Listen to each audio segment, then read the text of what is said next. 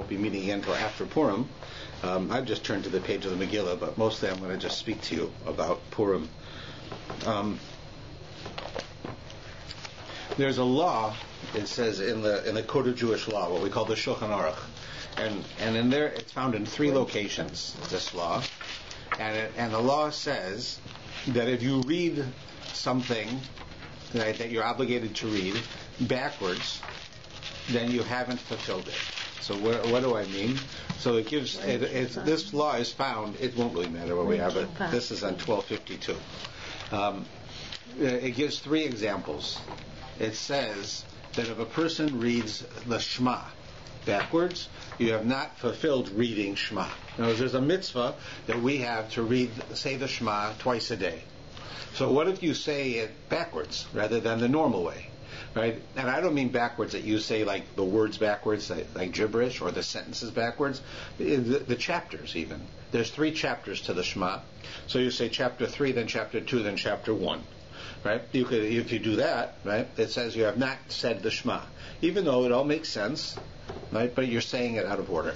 So it says that in the laws of Hallel, it says anyone who reads Hallel, the prayer of the Hallel, backwards has not fulfilled the Hallel. The Hallel is approximately 10 pieces of psalms written by King David. Each psalm is self-contained. And for some reason, if you would start with Psalm 1 and go through to the end, then you fulfill saying the Hallel, which you're supposed to say on holidays. But if you start with the last Psalm and then you go back to the first Psalm, but you say each Psalm correctly, just out of order, you have not fulfilled saying Hallel. Right? Both of these are odd. Then the third place, and these are the only 3 places in the whole Code of Jewish Law that it says this. It says, if you read the Megillah of Esther, that's what's right here in front of us, the book of Esther, if you read it backwards, you have not fulfilled reading the book of Esther. And then you have 10 chapters in the book of Esther, and what it means is that you read chapter 10, then chapter 9, then chapter 8, going back to chapter 1. If you do it, it certainly makes sense, but you have not fulfilled reading the Megillah. You'd have to go and read it again. So if you'd be doing that on Purim and you read it backwards that way, you'd have to go and read it again. Even though you said the same words, you understand the same story, you already know the story, so it's not like you are reading the end and then you get to the beginning, it's like you've read the end of a mystery book. Right? You already know the end. So so all 3 of these things are very odd.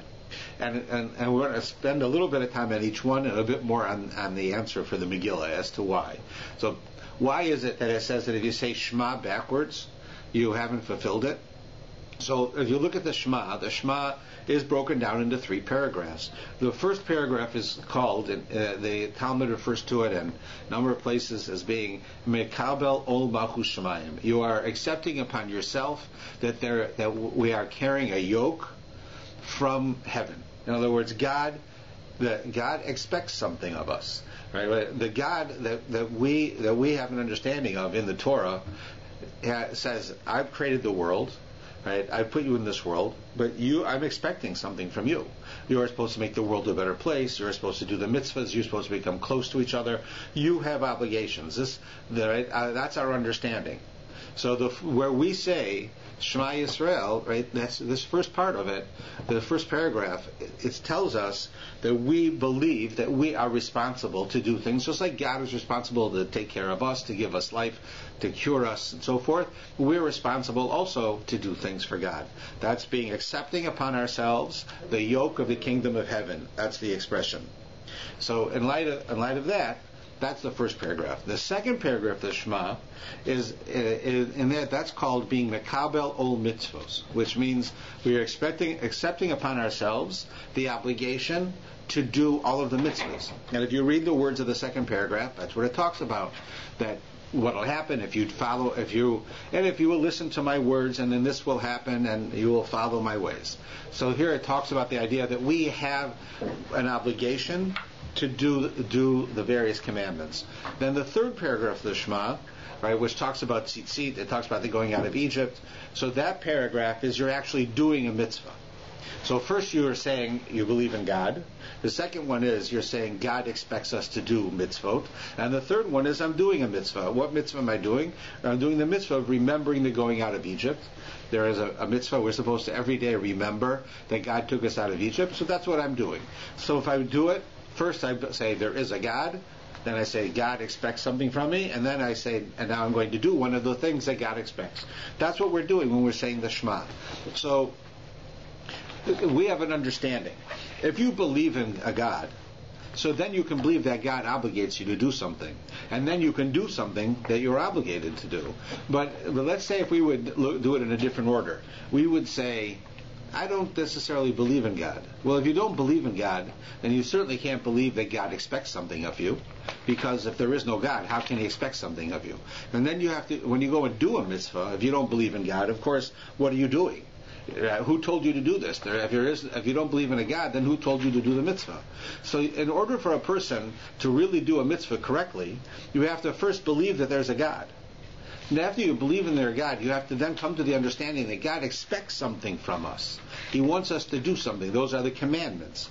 He wants us to do these. And we have to understand that all of the commandments are equally true. So it's not like God was God was very logical for 612, but one mitzvah he sort of missed the boat. Right? We don't have such a belief. We believe He gave us the Torah, He gave us all the mitzvot, and we have to follow them all. All right? But you can't follow them if you don't believe in God. So first thing you have to do is you have to believe in God. Secondly, then you have to then understand that God expects you to do things, and then the third thing is that you do it. But if you do it and you don't believe that you have to do it, then you're not doing it.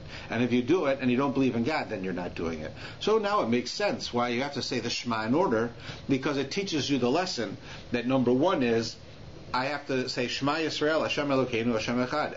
Right? Listen, there's one God, and it's our God. That's the only God. I have to believe that to be true. Then I have to believe that He wants us to do the mitzvahs. Then I have to do the mitzvah. If I do it out of order, it won't work. So to say that you read the Shema out of order, you haven't read the Shema, makes sense. It's logical. Let's look at Hallel. Hallel has within it many components of praise to God. That's what the word Hallel means. We say Hallel in a number of times. Primarily we say it on holidays. And holidays are primarily celebrations that God saved us from one thing or another. So we want to thank God for saving us, and the way that we do it is by saying Hallel. We say these psalms that King David wrote in a specific order in order to praise God. But basically you find that there's two underlying themes that go through the Hallel. The first part of the theme is that we thank God for creating the world and bringing us to this point, to where we are. And the second part of the Hallel is a desire for the coming of the Messiah. So we first thank God for what He's done for us, and then we ask for the coming of the Messiah. And in this case, we also have a rule of derech eretz, of how does a civilized person act? A civilized person acts in the following way. If you do a favor for somebody, and they're a good person that you did a favor for, right, they're going to thank you. They're going to show their appreciation. And it's important to show your appreciation when someone does something for you. Certainly, if you do something for somebody, and that person does not show their appreciation, but they come back and ask again, like let's say they ask you for some money because they don't have enough money to live. They take the money and they very rudely just take it and walk away. And then they come back to you the next day and they want more money because they spent the money they had. They had to buy food. Now they want more money. So you might give it to them, but you're starting to resent it because the person is not showing any appreciation for what you're doing. And if they continually do this, eventually you may stop giving them, or certainly you're going to get upset, right? Because it's part of the human's essence is that we want someone to show that they appreciate what we do for them. Right? It's important to us. Right? So if I want, and certainly though, if I want something from somebody and they give it to me and I show my appreciation to them, so then when I ask them for something else in the future, or when they choose to give me something, they will. Because they see that I appreciate it, that I care, that I consider it something special, and therefore they feel united with me, they feel a bond, because they gave me and I showed my appreciation back. Now we're connected.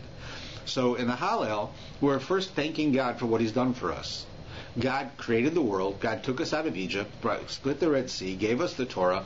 All of those things we're thanking God for in the Hallel. And then after we do that, we then ask God, okay, thank you, but now gather us back into Israel and bring the Messiah. If we would go and say to God, bring the Messiah and bring us back to Israel, without thanking Him, so to speak, showing our gratitude for what He's done up until now, it's not the appropriate way to do things. First, you thank someone for what they've done, and then you ask for more. You don't ask for more without thanking someone. It's just not correct. So therefore, if you read the Hallel backwards, what you're doing is you're asking for more before you thank God, because the first part of the Hallel thanks God for the past. The second part asks for more. So that makes sense now why you can't say Hallel backwards. Now, what about Megillah? Megillah is a story. It begins by telling you about Achashverosh, and he's the king, and he has a wife, and his wife is really the princess, right? He's only the king because he married the princess, right? She is from royalty, he's not. He was just a regular guy, and she was the daughter of Nebuchadnezzar, who was the king of Babylon, right? Which is today is Iraq. Even Saddam Hussein, he kept making references to Nebuchadnezzar because it was the glory of Babylon and the glory of Iraq in the ancient times. They conquered the whole world. Nebuchadnezzar was the most powerful dictator in the world at the time. And Saddam Hussein constantly referred to him, and he named all of his troops after various things that Nebuchadnezzar did. So he was an amazingly powerful man. His daughter was Vashti, the king Achashverosh's wife. Achashverosh became king because she was royalty. He wasn't. That's how he became king. So he has a wife, and he ends up getting upset with her, and he ends up killing her, and he needs a new wife, and he gets Esther, and we know the story. And it all seems to be coincidence. That it happens to be that he kills his wife. It happens to be that Esther is living in the capital city. It happens to be that the king draws a lottery to find all of the beautiful women. He comes across this Esther, who he sees as being the most beautiful woman in all of Iraq, at this point they've already moved to Persia, to Iran, right next door. So he's all of Iran. He sees nobody as beautiful as her, and he wants to marry her. She doesn't want to marry him because she's Jewish, right? and he's not. And it goes through the whole story, as you know, where she does, and then she ends up, Haman wants to kill the Jews, and because she comes out and she says who she is, and that he wants to kill her, so the king ends up stopping it, right? Well, we know the story, right? It's much longer, but that's the story. But if you read the story, it appears that it's coincidence. It happens to be that Esther was there, and it happened to be that Vashti got killed, and it happened to be that Mordecai is sitting in the gateway of the castle, and he hears two people conspiring to kill the king, and then the king doesn't show his gratitude to Mordecai for telling him and saving his life until one night he can't fall asleep, and the night that he can't fall asleep, right, is the same night that Haman wants to kill Mordecai, and the same way the king wants to now honor Mordecai, and therefore he tells Haman to honor him, right? And the whole thing is just coincidence after coincidence after coincidence until the end the Jews are saved. Thank God, but it's all coincidence. It just so happens to be Esther's in the right place at the right time, Mordecai's in the right place at the right time, everything happens. You don't see the hand of God here at all. God's name is not found in the Megillah. You have the Megillah in front of you, you look through it, God's name is nowhere in it. And it's on purpose because it seems to be coincidence. The problem is, of course, with my theory, is that when you get to chapter 10 and you suddenly realize what has happened, you understand that there is a conductor, there is somebody manipulating everything behind the scenes, and that's God. And he's causing all of these things to happen in a subtle way, so that at the end it becomes very obvious that God was behind this at the end of the 10th chapter, because you see how everybody is saved and how the Jewish people become united and so forth. So as you read it, you are being taught a lesson. The lesson is that up until this point in history, when God did a miracle, you knew God did a miracle. When God split the Red Sea, or God turned the Nile to blood, or God gave the Torah, these miracles were so clear and so apparent, right? It was impossible to think it was anything but a miracle. There's no way. You could not think that this was anything but a miracle unless, you were blind. It was like, God splits the Red Sea. God kills the firstborn. That's a pretty big miracle. There's no other way to explain this. But later on in history, it changes. Our relationship with God changes, and He does miracles for us, but they're hidden. They're subtle. Right? And therefore you can't see the hand of God when He's doing the miracles. However, we can see the hand of God in hindsight, when we look back at it. So what happens in the story of Esther is this is the first time in history where God is now doing miracles for the Jews, but He's hiding the miracles. They're not apparent. You could always explain them away as coincidence. It just happened to be that Esther was there. It happened to be that Achashverosh found her beautiful. It happened to be that Mordecai overheard these men trying to kill the king. It happened to be that Haman came on the same day. These are all coincidences. And that's the lesson they're teaching us. It appears that God is not here, and that we're living a life and we have to take care of ourselves. When in reality, God is here, but He's hidden. He's subtle, is behind the scenes. And therefore, when He does miracles now, miracles that occur from this point in history, from Esther on, are hidden miracles, so that you can always explain them away. You can say, no, it's not a miracle, it's not, it's science. It just happened to be that way. Now, you can always come up with answers when in reality it's God, until the end of the book. At the end of the book, it just becomes so clear to us that God's hand is involved that now you can look back over the last 9 chapters and you can actually see how God manipulated everything so that it would happen the way that it did. Right? But if you would read Megillah backwards, you don't learn this lesson. Because if you read chapter 10 first, you see how obviously God's involved with this. So when you read 9, 8, 7, 6, 5, 4, 3, 2, 1, you're going to see God's hand, because you know God's manipulating everything from behind the scenes. But if you read it in order, you don't see God's hand. It's all hidden until you get to the end. So therefore, if you read the Megillah backwards, you don't get the message that God is hidden within the world and He's doing miracles for us. How do we see this? Well, simply, if you just look at the name of the book, it's called Megillah Esther. Megillah means a scroll, but it also has the root word in it of megaleh, which is to reveal, to make something apparent. Esther is the name of a woman, but the word Esther means hidden. It's in the Torah. Hester, Esther, Panai. I will hide my hidden face, God says. So what does it mean? The revealing of the hidden. Megillah Esther also means not just the scroll of Esther, but it means to reveal what is hidden. And what is that? God's miracles for the Jewish people are hidden. And in our lives, that's how it is. Today, when we live our lives and somebody is driving their car and there's an accident and everyone around them is hurt very badly and the person gets up and walks away, there's a miracle. That's a miracle. God saved that person. So you say, he was in the right place, he had a seatbelt, the car hit at this angle, right? But all you're doing is explaining how God did it. But the fact is that God manipulated everything going back many, many, many years, all the way up till this moment, so that you would be saved, but you would be saved in a way that you couldn't tell. That was the whole idea, that it should be hidden. That you should have free will to be able to say, I see God in my life or I don't. I am looking for it or I'm not. I have free will. So that it's not that apparent. So that is how it happens in our lives. It began here in the story of Esther. And if you read the story of Esther backwards, you lose that lesson, because it becomes very apparent, very clear that that's what's going on. So this is one of the most important messages of the whole story of Purim, which is the same reason why people dress up on Purim. We dress up just like God, who really is sort of pulling the strings behind the scenes, right? It's like a person wearing a mask.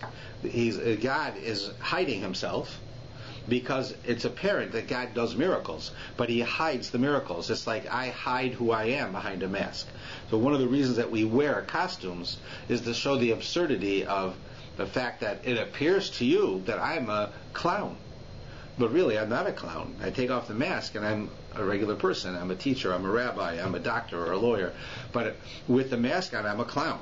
Right? So God does the same thing. God puts a mask on. We call that mask nature. And He makes nature do miracles every single day. And we just think those aren't miracles. It happens every day. The sun always rises in the east. It always sets in the west.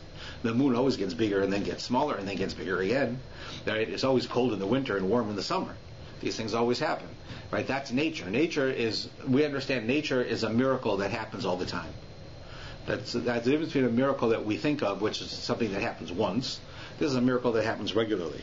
And what we learn from the story of Purim is that God is there for us. He's with us, but He's not apparent. He gives us the ability that if you want to see Him, you'll see Him. If you don't want to, you won't. He's still there in either case, but you don't see Him. That's the hiding of Himself. And the Torah says that the time will come. It says this way before the story of Purim, where I will be Hester, Esther, Panai. I will hide my hidden face from you. I will not only hide myself, but I will hide the fact that I'm hidden. You not only will not see God do miracles, you very well may not believe in God at all, because he hides the fact that he's even hidden.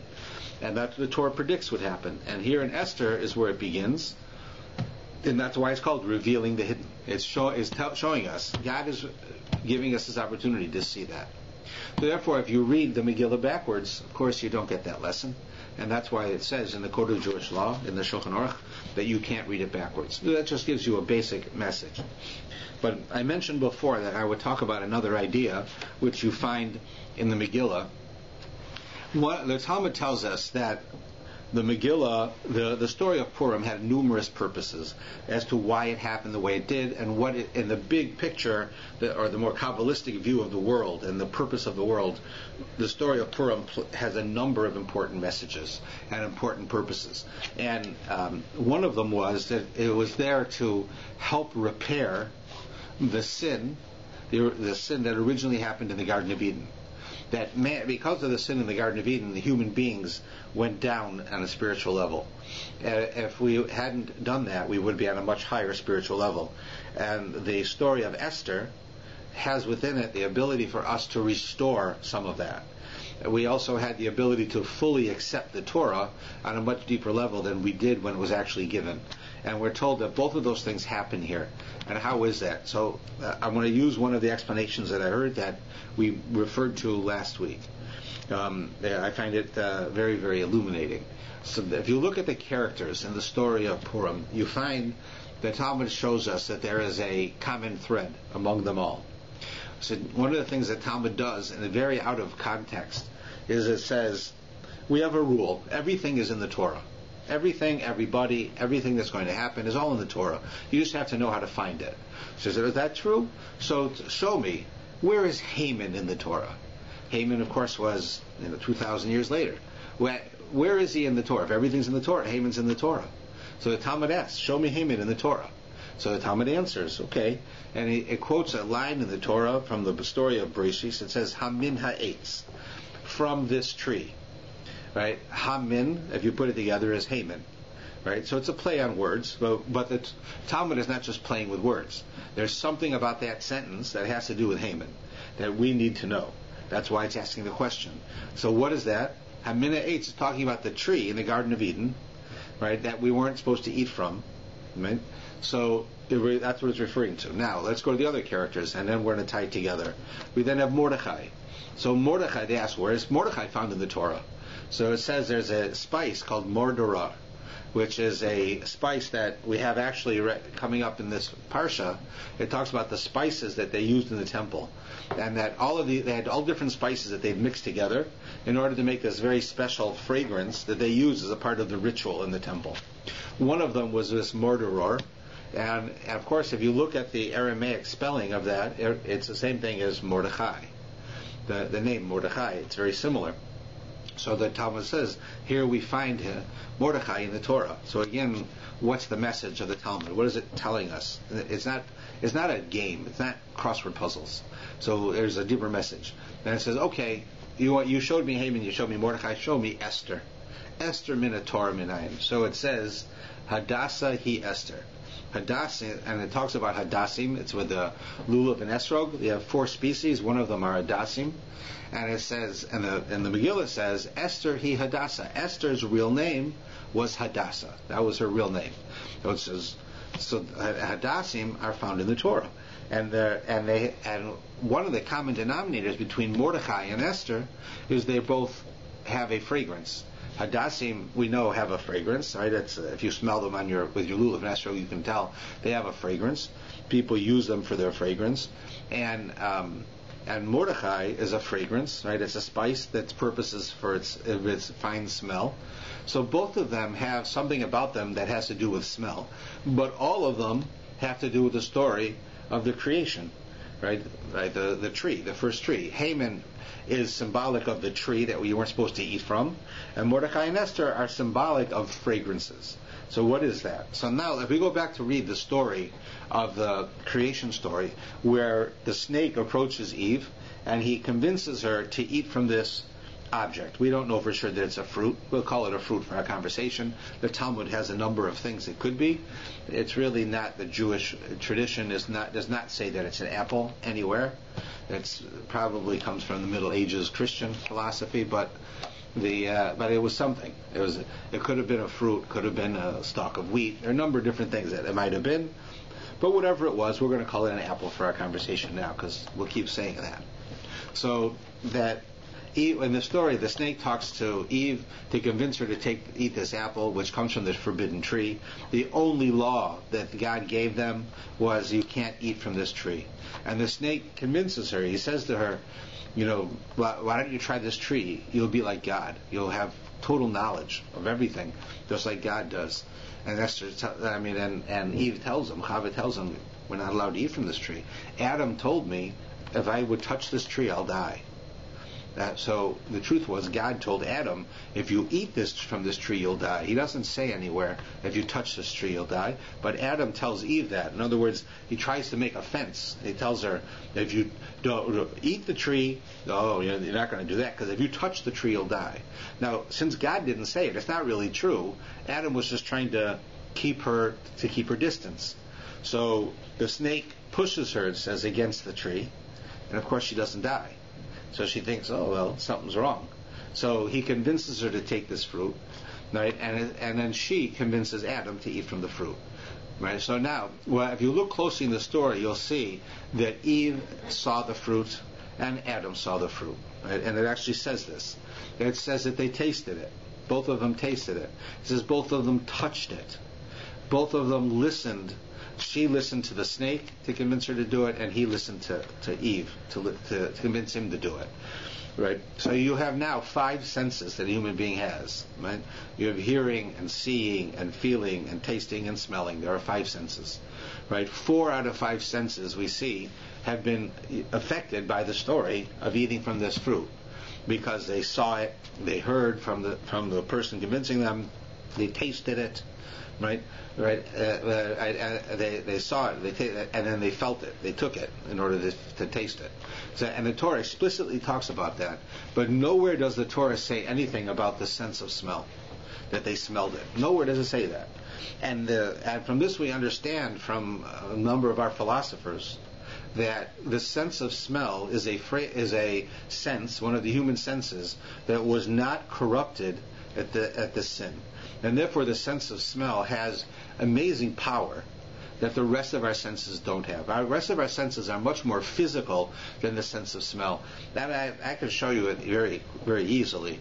I've explained this before, but sometimes if you're walking you walk in the mall, like in the mall here, it used to be they had a store that they baked and they sold these fresh buns. Right, you go in and you have these big giant buns, right? Cinnamon buns, something like that. Now, it appeared that they were actually making the buns there. That's what it looks like. But in reality, they don't. They do a little bit of the final stage of baking it in order so they should be fresh, but they don't really make the buns there. But in order to give you the feeling that they're making the buns there, so you should want them, because it's part of the whole attraction, is that you used to walk by, you'd smell the fragrance of the baking of the buns, and it would make you hungry and you'd want to buy one. But the fact was that the smell didn't come from baking the buns. The smell came from an aerosol can that had been developed by the company to create the smell of baking cookies. So that when you would walk by, you'd smell baking cookies. It would give you all kinds of memories when you were a child, and about what it's like to bake cookies and eat fresh cookies, and it would make you want one, and you'd go over and buy from them. Right? That's what it was. They would use the fragrance. You have the same thing when you're buying your house, and when you go to sell a house. For instance, sometimes a good agent will come in and they'll stage your house. That is, they'll set it up in certain ways in order to attract the buyer. So if the buyer comes in, it's the job of the person who sells the house has to convince the buyer that he's not buying a house, he's buying a home. This is not a house, this is a home. Nobody buys a house. Everybody buys homes. Because if you walk in and it looks like a house, like, for instance, if nobody lives there, it's much harder to sell it than it is if you walk in and it looks like there's a family here, and they're caring, and they're very traditional in the way they do things, and it makes us we want this. So we'll buy the house because we're buying a home. So what do? One of the things of all the things that they do is they tell you, right, if you're going to have an open house, so right before the open house, they say that you should go and you should take some butter and put it in a frying pan and warm the butter on the frying pan.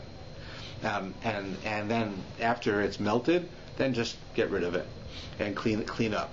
And then what happens is when the potential buyers come into the house, they smell the butter that was cooking, and it reminds them of baking and cooking from when they were kids, and it causes them to want to buy the house, because this is a home, it's not a house. They can smell that it's a home, when in reality all you did was warm butter.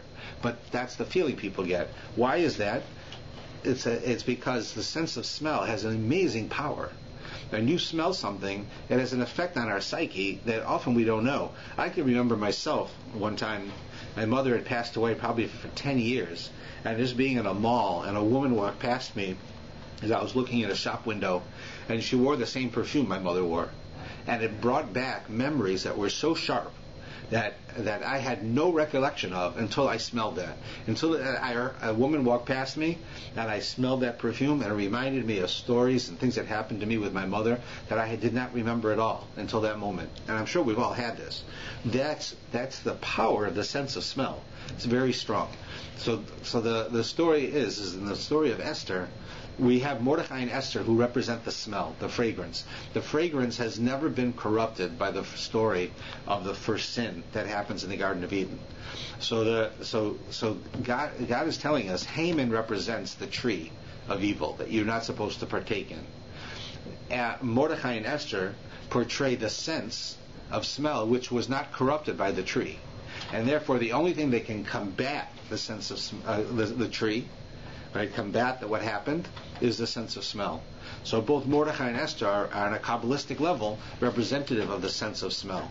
And therefore, when the story ends, we know that because of who they were able to accomplish bringing the Jews back to a level where it was like they were before the sin. Because they were able to combat it. When they won in the struggle against Haman, it was more than just a physical war. It was a theological war. It was a war of good versus evil. Because we have to understand who was Mordechai and who was Haman. Haman, we know from the Megillah itself, it says that he comes from Amalek.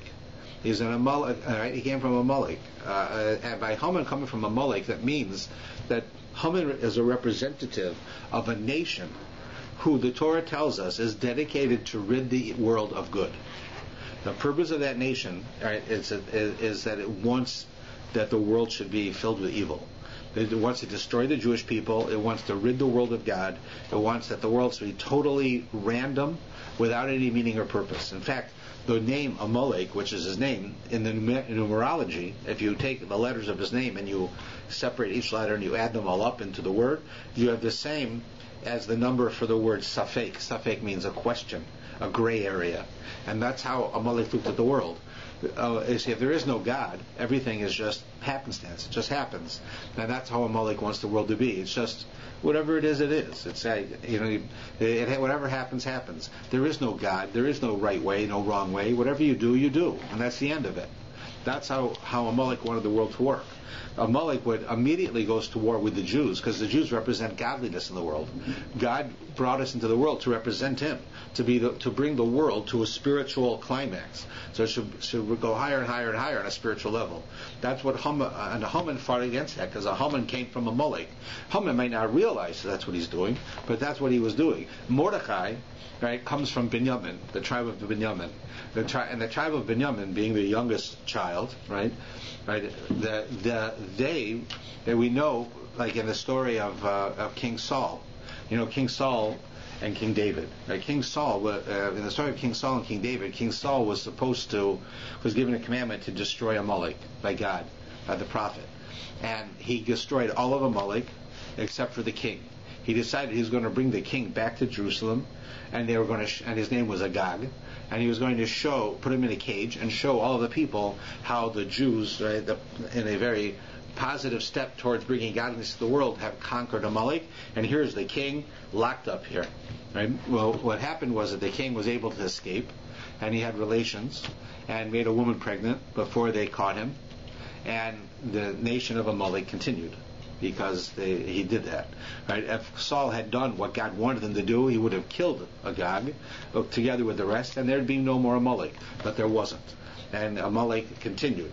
Now, his name was Agag, and if you look in the story of Megillah Esther, Haman is introduced as Ha'agagi, he who is from Agag.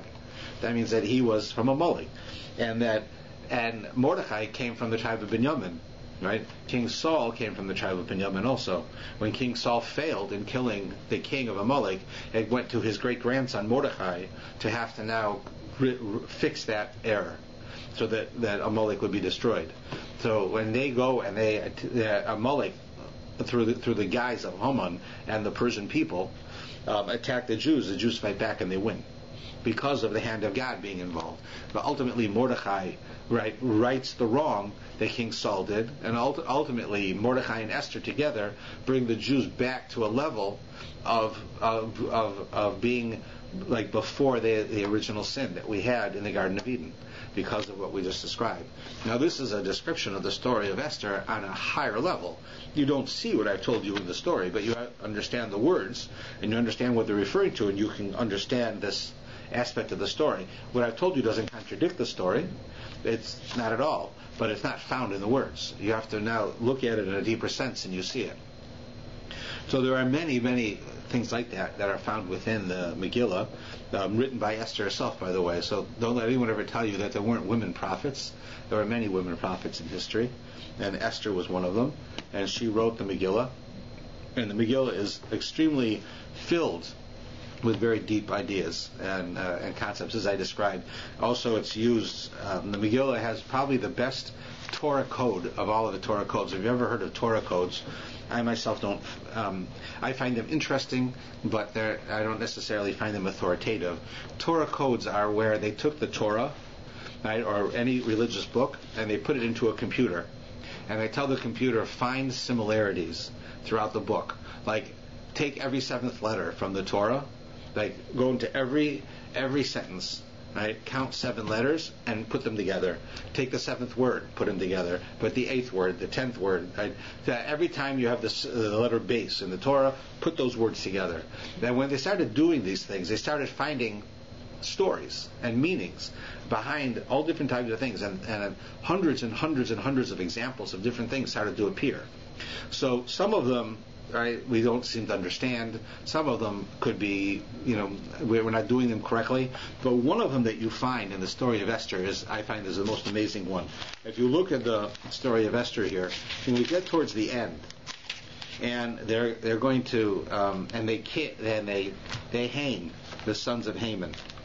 That's on 1260. It's not evident in here. Well, you see it. You'll notice in the name Haman's son, around in 1260, you'll see these words with a big empty space and then short word at the end in the Hebrew. It's in the English as well. These words in the beginning are the names of Haman's sons. He had 10 sons who were all hung. And you notice that some of the letters are it looks like there's a typo. Like in the first name, the second to last letter is much smaller than the rest. Right? If you look further on in the middle, you find the 6th name, the letter Shin is smaller than the rest. In the last name, the Zion is smaller than the rest. Right? These are the letters are there. All the letters are like, let's say 20 point font, and then these letters are 6 point or 8 point font. Right? And this is in the original Megillah this way. That's why it's this way here. It's not a type. It's not an error. If you take those and you add them up, you have, I don't see all of them right now, and I didn't prepare this, but you find that it has the Hebrew year. Like, we have a Hebrew year now right? We have Tav Shin, right? You have Tav Shin, Lamed Aleph, Nun Aleph, whatever year it is, you have the years. The year that it refers to here, it starts with a Tav, right? And then you have a Shin there, and Yud. It adds up to the year, which I don't have it in front of me, but we can look it up. The year that it is, if you translate it to the secular calendar, was the year, the same year that they did the Nuremberg trials after the war, right, the Second World War. And at the Nuremberg trials, we know that at the end they hung 10 Right? They hung 10 people. Well, the truth is they only hung 9. One of them hung himself. Right? One of the men killed himself. That here we have the 10 sons of Amalek, right, of Haman, who are Amalek, haters of the Jews. And then here in this story in the 1930s, you have the followers of Hitler, right, who were haters of the Jews, also hung, just like these people are hung. Here you find a reference to the year. Now, what's interesting, if you look into the text that they actually have of the words of what went on in the Nuremberg trials, you have, I believe it was Speer, who got up and said that this year is the Purim fest for the Jews. That's what he says. It's the Purim holiday for the Jews. Now, what does he know about Purim? He was a famous anti-Semite who had no understanding of what the Jews really were.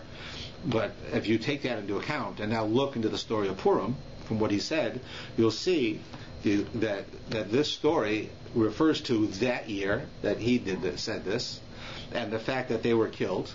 Right? That 9 of them were killed. The 10th one killed himself. Just like here, you have 10 sons being killed, and that there's a direct correlation between it. As if Esther knew that in the future there will be another fight with Haman, with the offspring of Haman, with Amalek, and in the end, they will, just as they're hung here, they'll be hung there. And the prophet hides within the words the year that it's going to happen. Now, when we look at that year and we look back and see that it actually did happen. That's an example of a code. As I said, codes can be accepted. They don't have to be accepted, but they're certainly interesting. So that's one that we find in here. Let's just make sure. Okay. There's a number of very interesting things to look at, but one thing I think we should just discuss. It really has to do with the beginning of the book. Like, what caused all of this? Like, why is it the Jews who were living in 127 different countries, of which the king Ahasuerus was the king of 127 different countries, what did they do that suddenly now they should be like in a situation where they're going to be killed? Like, something had to happen for this to happen. They were living like normal people, and suddenly, out of the blue comes this Haman. He's a nobody. Actually was a barber. Right? The Talmud says he was a barber, which is no coincidence that the president of Iran today was a barber, right, in the old days. So it's an interesting point, since Iran is where this story happened. And he was a barber, and he suddenly becomes like the number 2 to the king, this guy Haman. Right? What did the Jews do that all of this should happen? So it tells us in the beginning that Ahasuerus was celebrating the fact that he's the king of 127 countries, and he invited all of the people of his country who lived in the capital in Shushan to come and celebrate with him, including the Jews. They were a very, very important part of the society. So he invited the Jews. This party lasted a half a year, and every single day it was just a party. And it says that the king, and it's in the words, it says that the king had a party with wine and all types of things, and anything anybody wanted they could have. So you can imagine the Jews came, and the Jews wanted kosher food. They wanted glatt kosher food. They got glatt kosher food, right? They didn't do anything wrong. They didn't have to bow down to an idol. They didn't have to eat unkosher food. The king invites them to a party. I'm going to give you everything you want. You want glatt kosher. You want Hasidic kosher. You want whatever you want. You can have anything anybody wanted. They had. This is what the Jews wanted. That's what they got. But we're led to believe that this party. Something happened at this party that caused all of these terrible things to happen to the Jews. What was that? Though it says in the Talmud that Ahasuerus came out wearing the clothes of the high priest, the Kohen Gadol of the Jews. Because what had happened is Nebuchadnezzar destroyed the first temple. Nebuchadnezzar was his father-in-law. When he took over as the head of the world, right, of the known world at that time, Ahasuerus was inherited from his father-in-law. One of the things his father-in-law did was he looted the temple. He took all of the things out of the temple that were there, including the clothes of the Kohen Gadol. So it says that as a sign that he was something special, Ahasuerus put on the Kohen Gadol's clothes when he went to the party that he made in honor of himself. At this party, he is where he kills Vashti. He wants Vashti to undress and to dance in front of all the men. And Vashti is a princess. Her father is Nebuchadnezzar. She's not going to do this. She's royalty. She's not going to stoop down and do this stuff for a bunch of peasants. So she wouldn't do it. Of course, it was a public scene. So the king, king's in charge. He can't allow her to do this, so he kills her. Right? Now he has to find a new queen. Now, but at this party, the Jews were there. He's dressed up in the clothes of the Kohen Gadol, and he's using all of this, the gold and silver pots and pans and vessels from the temple for the party. Right? So, and that's all it tells you about the party. So what did the Jews do wrong? What did they do that was so bad? They went there, they ate kosher, they only drank kosher wine, they only ate kosher food, they didn't have to bow down to idols. They're living in a country where the king is nice to them. Why shouldn't they celebrate with the king? He invites them. So so we get an understanding that when the Jews came into this party and they saw him wearing the clothes of the high priest, and they saw that they were using the dishes out of the temple for eating food, for regular food, rather than for holy purposes, the Jews should have been very upset by this. It should have shattered them. It should have awoken them to realize, what are we doing? We have to go back to Israel. We have to rebuild the temple. We have to repent and be better people. And yet they didn't. They just continued doing what they were doing. They didn't allow it to sink in. They were dead. They were emotionally dead. They had basically given up any thought that the temple will be rebuilt, that we're going to go back to Israel, that we're going to have the glory of the Jewish people and of the Jewish nation. Will we live again like in the days of Solomon? That's not going to happen. They just gave up. Right? They were totally dead on an emotional, spiritual level. And that was why this happens. Because they should have done something. Right? They shouldn't have allowed this to go on. They should have made a statement. They should have walked out. They should have gotten upset. But you see, they just sit and they go on. It's like you can imagine if you get invited to a party, and they and they want you to come to the party, and they decide, the people who host the party decide they're going to dress up as Nazis. Right? And they're going to have all the waiters. They're going to put numbers on their arms like Jews, and they're going to put on the uniforms that the Jews wore in the concentration camps. And you're going to go to the party and sit there and have your nice food at this party, and not be bothered by the fact that the hosts are dressing up like Hitler, and the people who are serving you are making fun of the Jewish people who are in the concentration camp. Right? If that doesn't bother you, then you're dead. Who are you? Like, how can that not bother you? Right? To see that, how many of us had our own parents went through this, and it wasn't our parents; it was people we knew. And how can you not be moved by that, bothered by that? That's what happened here, right? They weren't bothered by it. They didn't do anything, and you have to do something when something like that happens. And because they didn't, God had to wake them up and said, "You think that's it? You're going to stay here forever. Life's going to be nice. You're going to do your Jewish things and just stay this way, right? And you're not going back. Forget it. You think that? I'm going to have to wake you up. Something's going to have to happen." The Talmud tells a story in the following way, and we'll have to close with this, because I don't want to go too long. The Talmud has within it, it has laws, very easy to understand. It also has philosophy. But it also has stories, right, within the Talmud. But they don't tell stories because the stories are true. They tell stories to teach us a lesson. So sometimes the stories are true, sometimes they're not true. Sometimes they're totally absurd. But they're not there they don't tell you that they're true.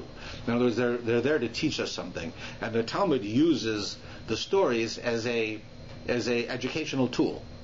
Because it's easy for us to remember stories, and then we remember the story, remember the lesson from the story, and then we've learned something, right? So one of the stories they tell says the following: we were traveling one time in the ocean on a ship, and the weather became very bad, and we saw in the distance an island, and we sailed our boat towards this island, and if it wasn't for this island, we would all be dead. We got to the island, we got off the island, and we were able to live on this island, and we cooked there, and we ate our food there, and we lived there, and we built our homes there, and we had our families with us, and we lived on this island until one day we lit the fire for our cooking, and the heat of the fire somehow caused the island, which turned out to be the back of a giant fish. This giant fish, whose back was outside of the water, was the island we were living on. The heat of the fire that we lit burnt the fish, which caused it to jump up and throw us off the island. And if the ship hadn't been right next to the island, we all would have died. And that's all the Talmud says. That's the story. Now, On a simple level, it's a fairy tale. In fact, most fairy tales that you know come from the Talmud and the Midrash. Like Grimm's Brothers and all of these fairy tales, Aesop, those are all midrashim. They just stole them from us. I can show you sources way before the Greeks that have sour grapes and all of these other stories that we hear. They're not. The Greeks didn't make them up. They took them right out of our books. So how do we understand this story? The Jews were, the Jewish nation were in a boat. The Jewish nation were going through the world. They were living as Jews. And it became hard for them. There was a big storm. And if we didn't find a place to go, we'd be killed. Right? Just like in the Holocaust or any other war. If we don't find a place that they're not going to kill us, we're going to be killed. So we're going to go to Havana, and we're going to go to all these different places to get away from the Nazis, or throughout history we're going to have to go somewhere. And then we look off in the distance and we find there's a place we can go that will give us peace. So we go there, and we get married, and we have our children, and we live our lives, and we make our bar mitzvahs, we make our weddings. And then suddenly the heat from the fire of making our weddings and our stuff, right, from our cooking, causes the fish that turns out that we're on the back of, right, to rise up. The things that go on in our lives, the weddings and the bar mitzvahs and the success that we find, and the fact that we become powerful and we become wealthy, it started to make the people who live there on the back of this fish, other than us, upset with us. So the fish jumps up in the air, right? From the heat of the fire. Right? It's now we're going to have anti-Semitism where we are, right? And it throws us off its back. That if it wasn't for the ship, that is the Torah, we would be gone. We'd be dead. But we went back on the ship and sailed away. Right? That's what the Talmud says. That's the story here, same way. The Jews were living in Persia. Persia was the most advanced society of that time. That was the place to be. If you wanted to be in the most sophisticated, advanced, financially set place in the world, you lived in Persia. And the Jews were exiled from Israel by Nebuchadnezzar, ended up living in Persia. And that's where they are, the most powerful nation. But they have to realize that even though you're living there, and even though life is good, you still have a purpose in this world. And if you're going to fall asleep when things are good, right, and then things are going to get worse. If you're not going to wake up and realize what's going on, that Achashverosh is wearing the Kohen Gadol's clothes. He's telling you the temple will never be rebuilt. He's taking the dishes from the temple and he's using them to serve food. That in his house, he's saying, I'm the temple. There is no more Jewish temple. It's finished. Forget it. You guys aren't going anywhere. And you don't even care. You don't do anything about it. So then the fish is going to jump up and knock you off. And if it isn't, and you grab onto the Torah, and you're going to have to go to the next city, the next place. Because this is going to happen to you until you realize who you are. That's what that message was. And that's what happens in the Purim story. The same idea. The whole thing happened because the Jews didn't care. They wouldn't wake up. They just slept through all of this. And that's something that's important for us as well. When we live here in Canada, right, and we say, we thank God, we live in a country that not only allows us to live here as Jews, it encourages us. The Canadian government, through multiculturalism and even through the tax laws that say that if I give money to a Torah institution, I can take that money off my taxes. It means that basically the government is writing a check to a Jewish organization. They want us to do this. They want us to be Jewish. They want us to identify as Jews. They want us to live in a Jewish community. That's what the Canadian government wants. This in history, this is crazy. In other places, it was never like this. Here we have a wonderful country that wants us to be who we are. But if we think that we can simply assimilate and become a part of this, then we've missed the message. Then we're going to be just like they were in the story of Purim. And we saw what happened to them. Right? That they had to go to war. Right? That we don't want that. We have to always remember who we are. And yes, we appreciate what they do for us. We love the country that we're in. Canada is a terrific place, and we have to support it and care for it and be proud of it because of what it does for us and for other people. But we have to remember we still are us. We still are the Jews. We still have to remain Jewish. Even though they want us to be a part of the country, we can be a part of the country, but we can't be a part of the country to the exclusion of who we are. We have to always remember who we are. And if we forget who we are, this story tells us God will remind us. And we have time after time after time in history where God wants to remind us in a nice way, but we don't seem to listen. So that He has to sometimes remind us in a negative way.